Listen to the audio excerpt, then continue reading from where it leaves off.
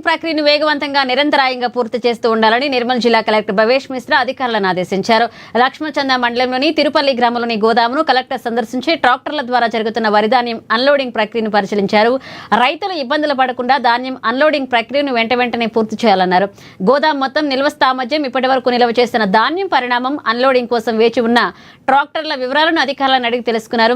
అలాగే ప్రస్తుతం పనిచేస్తున్న హమాలీల సంఖ్యపై ఆరా తీసి అవసరమైతే మరింత మంది హమాలీలను నియమించి అన్లోడింగ్ ప్రక్రియను మరింత వేగవంతం చేయాలని ఆదేశించారు. హమాలీలకు అవసరమైన అన్ని వస్తువులు కల్పించాలన్నారు.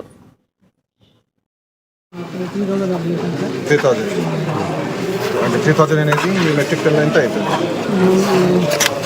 ఒక 4 లారీ కదా, 5 లారీ 120 మెట్రిక్ టన్స్ అంటే 5 30 ఉంటుంది లారీకి అయితే, దీనికైతే 12 సార్ 12.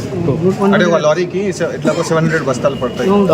4 లారీస్ 800. 3,000 డైలీ చేస్తున్నారంటే 4 లారీ చూడలేదు. సెకండ్ రోజు ఎక్కువ సార్, అతనేది ఇంకొక అతనేది మీ వాడు